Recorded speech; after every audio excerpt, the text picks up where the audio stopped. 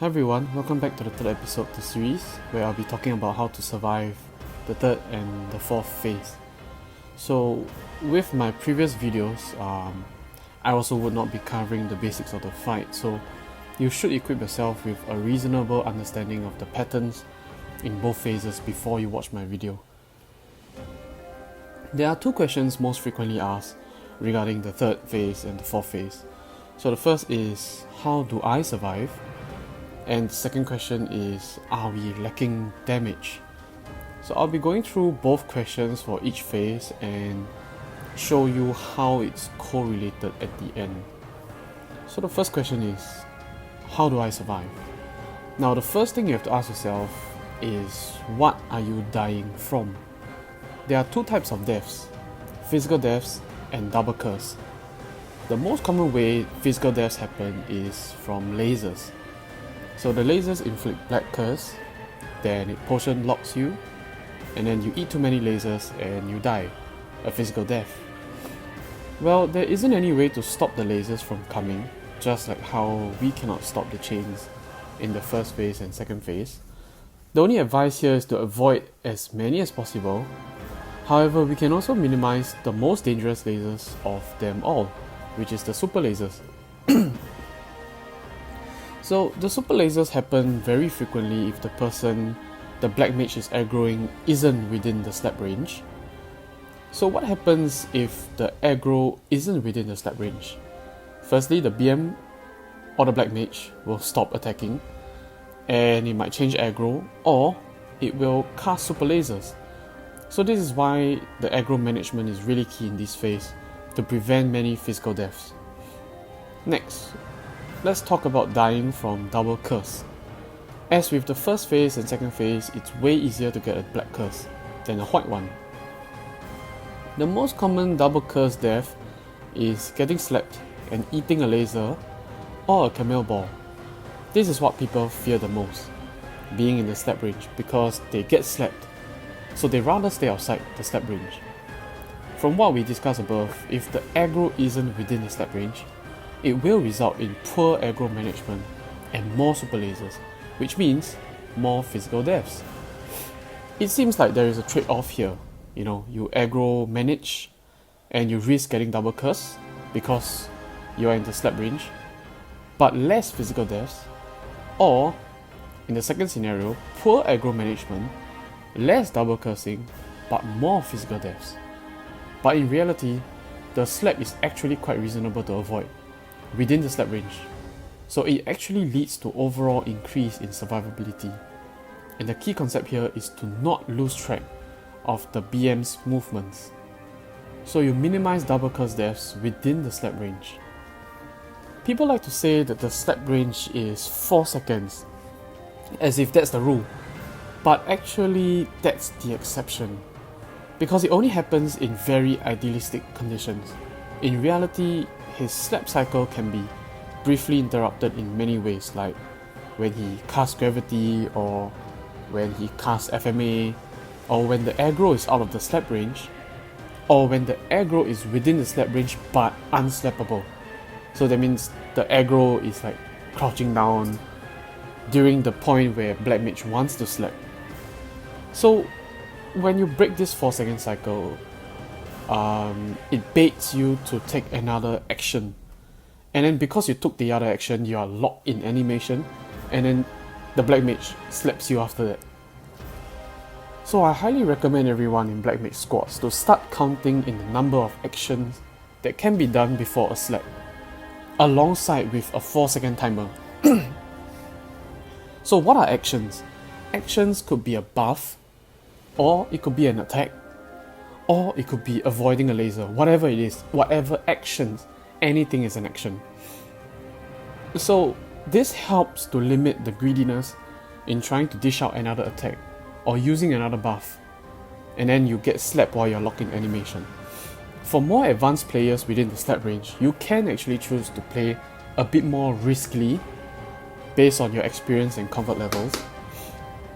Other than the Black Mage slap, the verticals and rolling meteors are also sources of white curse, and when it happens all at once, lasers, verticals, rolling, camel balls, and also being within the slap range is very scary, and it induces panic. But this is exactly the moment not to panic. Chances are, you double curse from a slap while trying to run away from this combination of skills, and not actually the verticals or the rolling meteors, because you practiced avoiding them in phase 1 and phase 2. So the verticals and the rolling meteors are actually your distractions. Focus on not losing the Black Mage movements and only attempt to reposition after a slap, because the Black Mage won't slap again during this short period of time, at least 4 seconds. The only issue with this is if there is not enough room for people to run away anyways. So the aggro management and anchoring Black Mage in the optimum position is really key for the fight. So I've just talked about how to survive. Let me link this to the second question that we have, which is, do we have enough damage? So you are in a Black Mage squad after defeating Aquila, and you possess the ETC required. I assume that you're not getting carried for the ETC. Chances are, yes, you probably are strong enough to take down the Black Mage in a team. To answer this question, and to link back to how to survive, I think it's very, very, very obvious that if you are dead, you're not doing any damage. And if you died out, you're also not contributing any damage either. So it actually falls a lot on the aggro management from whatever we taught from above. If you properly manage the aggro, you minimize the super lasers, you minimize the double cursing, you actually stay alive longer, then you actually do more damage in the long run. Now, let's also imagine the dojo scarecrow summon as the Black Mage. So, considering that situation, full damage output to the scarecrow is very easy because there is no interruption. You can buff, you can attack in peace without stopping. But clearly, the Black Mage fight isn't as peaceful, and he isn't just like a punching bag to absorb all the damage.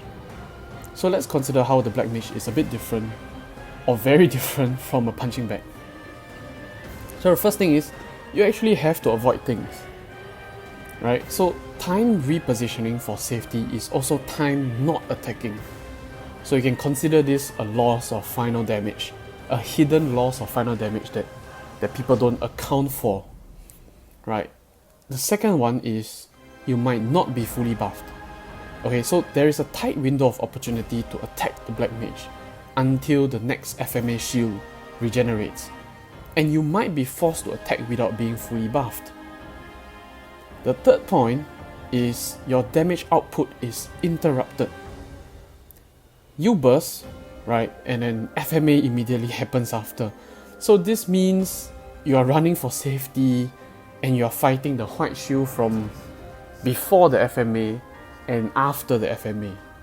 So all your damage output was to a white shield, not to his actual HP. Right, then, or you burst and it's interrupted by rolling or vertical meteors. So you run away and then you waste your burst. Or you cast your seed ring, like Ring of Restraint at the edge of the bubble, and then the Black Mage immediately casts Gravity after. Right, he draws you in, you got out of the ROR range, and then you break the seed ring. So you wasted that buff. So actually, why not stand directly under the Black Mage so you aren't affected by the gravity? The fourth point, you could be outside of the damage bubble, suffering a 50% final damage reduction. So what this actually means is a level 259 inside the bubble is equivalent to a level 280 outside the bubble. So you should let that sink in really deep. That's a lot of levels required to make up for the 50% final damage. I heard that there are some classes that simply isn't worth bursting inside the slap range, and would definitely benefit more by being outside. But I leave that up to you to decide. The fifth point is, your team is constantly fighting the white shield, but not the actual HP. It's quite similar to the third point, where I talked about, fighting the FMA shield before and after the FMA. But for this point, it's more of like, when the team bursts and party buffs are out of sync, everyone is just throwing whatever at the Black Mage whenever their skill cooldowns are up. Party buffs and individual buffs, they are all multipliers. So why not you multiply everyone's bursts together to get the maximum output? So unless everything that I just mentioned is checked or fixed, can you really say that you don't have enough damage to down the Black Mage?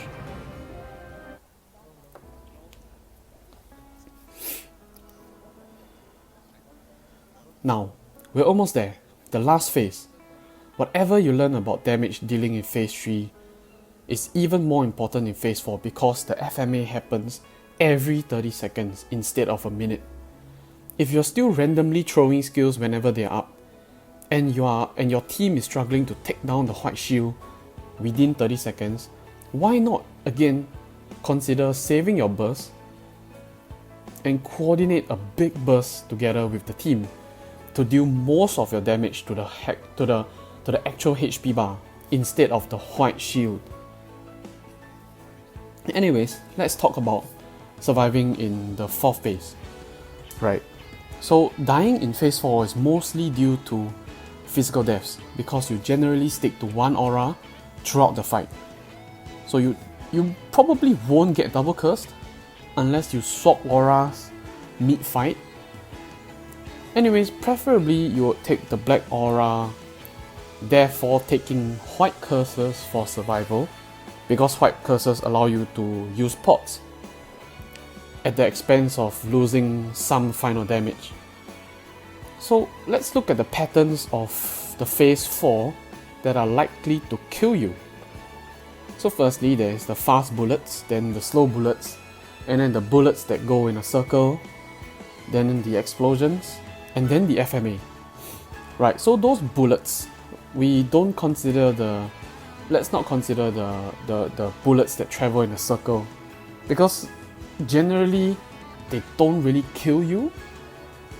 Those that kill you are the bullets that come in a set of 4.